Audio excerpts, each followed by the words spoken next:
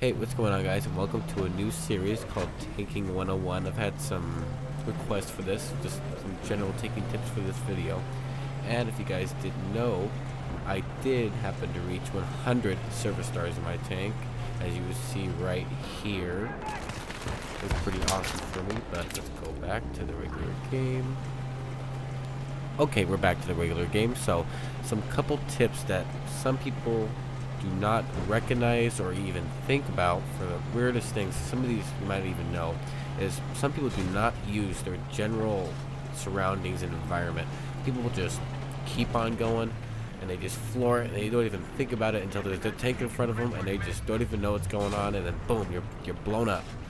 So whenever you are driving around, use the corners of buildings and stuff. Like there's a helicopter right there. He could have hit me if I was outside, so I stayed inside. He cannot hit me. Also, if there's a jet or anything, you can stand behind a light post. Then, you can't. Whenever he tries to go on you, he might get rammed or you might blow himself up in the process. So, you just gotta stay in your environment, hold your ground. Another thing is, people always want to know what I use for my loadout. What I don't know, just what I want to use. And I usually use IR smoke, coaxial LMG, or HMG, depending on the situation, and also proximity scan. And the reason why I use proximity scan is because whenever there's a C4 guy, or there's a Jeep, or there's a tank really close to me and I don't see it, I can know where it is.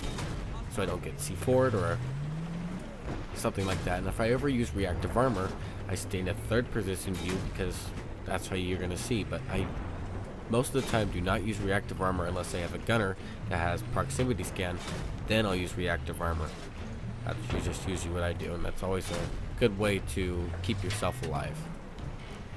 And every once in a while, some people are they're going down a road really fast on, I don't know, Firestorm, or like on the right side of me, and they'll just be flooring it as fast as they can. Go to Charlie or Alpha. And then there's a tank down there with zoom optics or something, and they get hit, instant disable. How'd that happen? Well, if you didn't know, whenever you're in boost mode, which is 49 kilometers an hour or so, you get twice the damage if you're getting hit. Most of the time. I don't know why, it just happens. So, to compensate for that, you can either use reactive armor, or you can just slow down when you're near a confrontation. Because usually when I'm driving, I know there's not a tank around me, I'll go fast. But if I'm right near a confrontation, I usually slow down. And if you don't slow down, sometimes tanks, RPGs, stuff like that can hit you, and it'll do an instant disable. Doesn't matter where, especially guided shells. Those are devastating when you're going really fast. You really do not want to get yourself in that kind of situation. Also, some people don't know how to repair reactive armor. Well, to repair reactive armor, you have your gunner or you get out, go on the right side of the tank that needs reactive armor, repair it for 5 seconds or less, I'm not sure, each side, get back in, your reactive armor is back. That easy. Just in case you didn't know. So, whenever you get disabled or your tank gets destroyed, and there's a tank shooting you, if you can manage to get around him, and he's trying to run you over, just pull out your repair torch right behind him and just keep torching him. He can't run you over. But once you stop torching, he runs you over. Or if you have C4, you're deploying C4, you can't get ran over. So that's another good thing. If you're getting hit from behind, just pop your IR smoke, pull forward, can't get you. And the reason why I use IR smoke is just for those couple of reasons. If I get hit by a guided shell, or there's a guided shell coming after me, or a guided missile, just pop smoke, keep going. And if you're trying to run from a tank that's right in front of you, you can pop IR smoke, back up, and it changes his field of perception of you, and then he can't really hit you because it's really hard. So it kind of can help you in some situations. And another thing people forget, whenever you're on Charlie or Alpha, depending on which team you are, like if I was on the Russian team, like how I am right now, with my tank, my back of my tank heading towards the American side, that's a bad idea, because as soon as you point your tank to the other side, bad things can happen. Like a tank coming up behind you, like what just happened to that guy. Not a good situation, I think. I don't want to be in that situation. Another good thing to remember is whenever you're facing an attack chopper or transport chopper, try to back up or go forward the way they're facing you, so when they're going down on you, their nose goes forward and then you get easier to hit him. So it kind of increases your chances of surviving a helicopter battle. Another thing people don't really know is because another thing people don't really know is whenever you're fighting in a chopper or something and you can't really turn your cannon around very good, slow. So a good thing to do is push both your joysticks left or right, and your tank will go around faster. I'm not sure why, but it always works. You just go each or any other side, any back, forward, left, right, and your turret will spin around really fast, the fastest you've ever seen it, and you can it increases your chances of hitting a chopper dramatically, because with the regular turret it's very slow, so you make it faster, and then it increases your chances of hitting the attack chopper that's attacking you. Another good thing to remember is whenever you're in a T-90 and you're going against an Abrams, just try to back up behind, let's say, a shipping crate or something. The Abrams is a little bit taller than the T-90, so you can just shoot its turret, which gives a little bit more damage than a regular shell to the front. So that can always help you during a confrontation or something against Abrams if you're in a T-90. And if you're in an Abrams, I'm not sure about the Abrams as much. It's kind of hard. The T-90 is a lot more maneuverable, so I'm not sure. I guess you just have to use your surroundings. Like I said, use a bigger part of the environment so you can maneuver around it correctly. And then, like, I'm going to demonstrate this part right. Oh, I think I stole this guy's tank right here. Don't ever do that. Ever. See, he died because of that. So try not to give up your tank that quite easy. And somebody asked, why don't you use thermal optics, zoom optics, and autoloader, and things like that? Well, I don't use zoom optics because I don't really need it. Autoloader because I don't really need it. And I do use thermal, like on Demavan Peak or Sienna Crossing.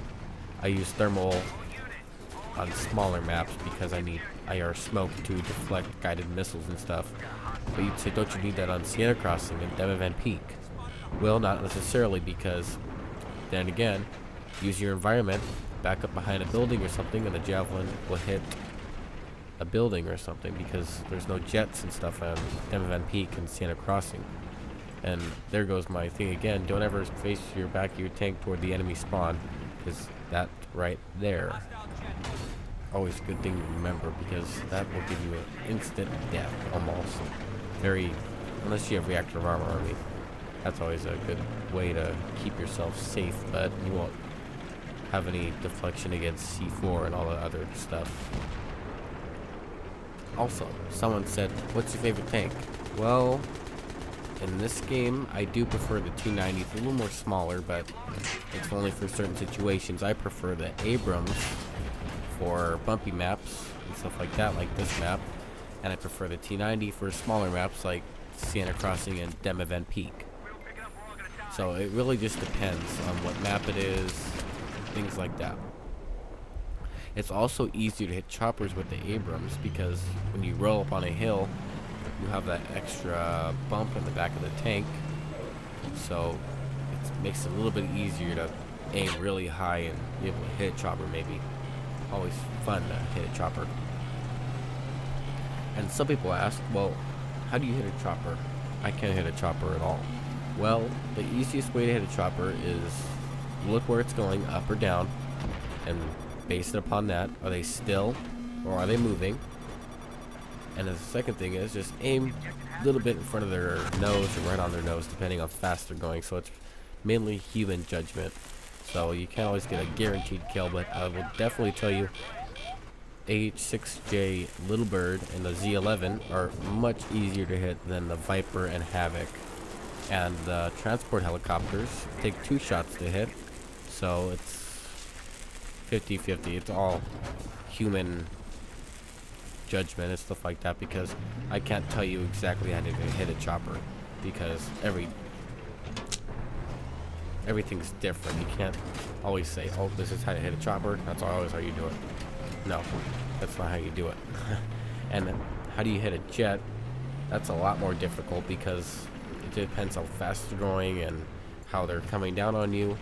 But I've hit a jet. Jets maybe a little not very much, but I could still hit them. So whenever you're aiming for a jet, wait before they put their nose up and shoot. And that one's a lot more easier because you don't have to worry about them going down or up and stuff like that. So most jet pilots will get afraid when they get close to a tank or there's a lot of things around them, and they'll just pull up instantly, so you can't really hit them as easy. So jets are definitely a higher thing to hit, you know what I mean? And it's a lot easier to be better in tank if you have a friend repairing you or someone that's in the air helping you take out air vehicles. Like here, there was nobody really in the air because they kept getting jet rams, so that's not very fun. But it's always nice to have either another tank helping you, an engineer, or an air vehicle. But most of the time, MAVs really don't help because they don't have any firepower. So, and I almost hit that jet. I couldn't tell how fast he was going. So, just always take those pot shots. I mean, you never know if you're gonna hit him. Just whoosh, who cares? You wasted a shot. Oh no, it's not Battlefield 4 yet. So just keep shooting them, because you never, ever know. Another thing people do not recognize is, well, oh no, I missed the Jeep. Well, if you have coaxial HMG, you can still disable the Jeep. It won't be as devastating as a tank shot, but you can still maybe destroy the, not the pilot, the driver of the Jeep, and possibly a C4 pack, because the HMG is a little more powerful than the LMG, so you can do a little more damage. And if you hit a transport chopper with a main shell, you can still hit the chopper with the HMG, and it can still hurt it maybe 2% a shot. It's not too much, but it's still enough to, let's say, almost bring it to, like, if you shot it goes down to 15%. If you keep shooting it, it's gonna die soon, if you know what I mean. So that's always a good thing to remember. And the reason why I do not use guided shell is because most people use IR smoke that are proficient in tank. They mostly use IR smoke. So whenever I shoot a guided shell, most of the time it's not going to hit him unless you pop smoke late or you miss. I don't know. And I still don't use guided shell for air vehicles because not that many people use soft flams anymore. So it's pretty much pointless to even try to use a guided shell. There's really no reason to use a guided shell, in my opinion. I mean, you might have a different opinion, I'm not sure, unless you have a guy in your squad that always uses soft flam. That's the only reason why I'd use it, but even then, I still wouldn't use it. But that's just my opinion, so that's just up to you. Another thing I've noticed over my tanking for 700 hours is whenever you're shooting the Abrams round and you see the optics in the middle of your screen, the shell, if you're shooting it far, seems to drift to the right, and you have to sometimes compensate for that when you're shooting air vehicles and stuff like that. The T90 doesn't, you don't need as much compensation with it. If you watch right here, the shell drifts to the right, drifts, and the T90 doesn't usually drift because the optics are a little different. So if you ever watch during this video, you'll see that. And that's why I always hide in buildings when there's a chopper, especially when they're good, because it protects me. But I think he gets me from behind because I wasn't really paying attention. I had a guy next to me, so I'm always saying if there's a tank next to me and there's a guy right next to me, tanks first. Or if there's a chopper and stuff like that. I was pretty much playing with myself other than me and Volvo Guy 19, Death Clock Fan 00.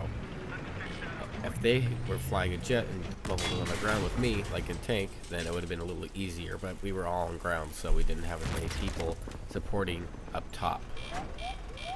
And keep in mind, if you do not have a gunner in your tank, make sure you always are paying attention to your mini-map, because if you always have a gunner, then it's a lot easier for your gunner to watch the mini-map, and you watch forward and backwards, stuff like that. You don't always want to be, like, if you're a gunner, staring at everything and not looking at the mini-map, because that's your job. So if you don't have a gunner, you just pay attention to your surroundings. The gunner looks up top, looks on buildings, looks at the mini-map, because if no one's looking at the mini-map, you're going to get C4, especially if you don't have proximity scan. It's the number one thing you need in this game, proximity scan. If you don't have it, you're probably going to die very quickly a lot, because there's a lot of C4 people, there's a lot of, I don't even know, jets, close people with javelins and roofs and stuff, and you can't even tell where they are in the buildings if you don't have proximity scan. So you'll be at like Bravo for 5 hours trying to find one guy, and it's not very fun to do that. So it's just easier to eliminate all that problems. You just have proximity scan all the time. Another good weapon to have is a Stigla, or Stinger, or an Igla, depending on what side you're on. Because if you're getting attacked by a chopper and they're flying really high up, there's really no way for you to even get it, because it's just going to keep pounding you with the gunner, and then you're going to die, and you got to run all the way back to spawn, or you're going to get killed. And that's not always fun, especially when you're trying to drive a tank and rank your tank up. So that's almost a mandatory weapon most of the time. Sometimes, depending on who you're playing against and what your enemy's tactics are, you don't really need an Igla. But some people, it just all depends on the game and everything. I prefer RPG, but sometimes you can't have an RPG and you have to have an Igla. Just how it works sometimes in some of these games. So here we are, gunner. As a gunner, whenever you're trying to repair, make sure you rotate your gun around, because wherever your gun's pointing, that's where you're going to get out. So you always got to point it towards the back. And whenever you're repairing, you know you're about to overheat soon, just take your finger off R1, or I don't even know what it is for Xbox, I forget. One of the paddles, and then just take it off for a split second. That's all you need, and just keep doing it, and your repair torch will never overheat. You can just repair for over and over and over and over and over and over. As long as you keep suppressing your repair torch, you'll be repairing for quite some time. And like I said, with the Igla right here, see, you'll really be able to hit him without an Igla. So that's why I usually carry Iglas in this type of situation. Whenever you are in a tank as a driver and you cannot hit somebody that's hiding by a shipping container or something, and there's a big tall building by them, don't just keep shooting the ground. If you're not, especially if you're not getting any hit markers, because you're pretty much doing yourself no good trying to do that. Hit the top of the building or one of the windows where they connect, and they'll drop a whole bunch of rubble on them, and you go kill them. Some people don't think of that. I don't know why, but it's the easier way to kill somebody that is hiding behind cover, or you just can't hit them. You just drop a building on them. If you can't drop a building on them, just keep trying to go around and around in circles and trying to get them. Sometimes they'll keep doing it, so yeah, I don't know, just gotta drive away from them for a little bit, but most of the time it works. Another reliable thing to do while you're in gunner, if you have at the CITV station, because sometimes on these big maps the drivers do not have thermal optics, so the CITV station has it default until Battlefield 4. So then you can spot out all the mines and things like that, so you don't get constantly killed by them, because the driver cannot always carry thermal, like I said earlier, because you're going to get hit. Like in this situation, if we had thermal like I had earlier this game, we would be already disabled quite some times and probably already dead. So IR smoke is probably the best self-defense the tank has in this video game. Whenever you're a gunner trying to hit a chopper like right here, try to aim for the cockpit. Sometimes you can get good hit markers, and that was a great shot by Volvo guy. So you might be able to get a chopper gunner, or maybe even the pilot. You never know. It's happened to me before. I've been shot out of the chopper seat, and I was disappointed. I'm not sure if it's happened to any of you guys watching, but it has definitely happened to me. So here's a take out in the desert. Let's see, what are we gonna do? Well, I'm not gonna watch, I'm gonna repair, because that's how gunners do it. But if I was driver, I would keep backing up like Volvo was doing, back and forth, not boosting, but just make sure it's harder for him to hit me. And like I said, point your gun wherever you want to get out, because if you point your gun forward like I am right now and you get out, you're probably gonna get killed, because there's probably people watching you from the front. So it's not the greatest idea to point your gun forward when you jump out, because it makes it a lot harder to repair and survive. And trust me when I say this, teamwork is definitely critical in Battlefield. I know it's a no-brainer, but some people do not think of that for some reason. Being a tank driver, you always need people helping you. Need it be a gunner, need it be a jet, need it be a helicopter. You always need someone helping you, because you're not going to really get far. It's really hard if you drive solo tank a lot. It's a lot harder to rank yourself up, get farther up in the ranks. It's just really hard, unless you're playing against complete noobs. And there's a tank up here, and I don't know if Volvo saw him. I saw him earlier, but I didn't bother to shoot him. And this chopper, I think, no, see, I have to repair. No, I'm pretty sure I used that trick I told you guys earlier. So you just stop for a second. Yep, just like that. just stop and then start doing it again. Stop and do it, stop and do it, stop and do it. Because it just, oh, and then I died. But that is especially critical for driving tanks and things like that. And unfortunately this game we did lose. But that's because, I don't know why we lost, but we were definitely trying. They had a great air crew. And sometimes air crews can definitely make a difference in the game. Ground crews cannot do everything. I've definitely learned that. They stole a helicopter, another helicopter, and then they stole the, I don't know about the Viper, I mean the Venom. But we did have control of some of the flags during the game. And there's a helicopter on the right. I don't think I hit him. Maybe I do, I don't know. Sometimes it's kind of hard to shoot helicopters. A lot harder than you'd think. And right now I have a chopper on my tail, so I just keep going. Use this building as cover. It's harder for him to hit me, then this other chopper comes in. And I think I used the hill, like I said earlier in the video, to use it as my advantage to hit the chopper. Because it increases your elevation. I back up. And I try to hit him. Got him. And sometimes whenever you're hitting a helicopter, it takes 2 hits instead of 1. Because the hit marker lag or client hit detection or something, but most of the time it does work though. And I use the hill here. The chopper was right there. I think I forgot I had an Igla, and he goes down. Oh, I hit him right there. If you guys look really closely, you could see a explosion on the helicopter. And unfortunately, I had to kick a couple guys out because they were being unruly. So I had to get them out of the game. I usually do not kick people, but these guys were jet ramming and I could not. So, yeah. Anyway, I shouldn't. If you didn't have IR smoke right there, you shouldn't have had to pop smoke because you went in the building. And most of the time, the building does protect you. And this is another reason why I run proximity scan right here, because I wouldn't have known there was a guy on my right, left, and a guy in the upper room. And unfortunately, there's no depth perception. We just got to guess most of the time. I got lucky, and I think I forgot he was dead or something, but he was dead, so that's good. I think Death Clock fan told me that he was dead, so thank you, Death Clock. And as you're about to see me do, I do use that trick of IR smoke and backing up, but I did get double teamed, so it's kind of hard to defend yourself when you're being double teamed in a tank. But I did run up on this guy, backed up, pop smoke, hard for him to see me. He hit me one more time, then I got hit from the back, so kind of hard to defend yourself from that. And he got me. That was a good kill though. I would have to give it to that guy. He was playing very strategically. And that's the end of my Tanking 101 first video. I'll be maybe doing a Tanking 101 gunning video. We'll see how this video does. And until next video, guys, see ya. I'm waking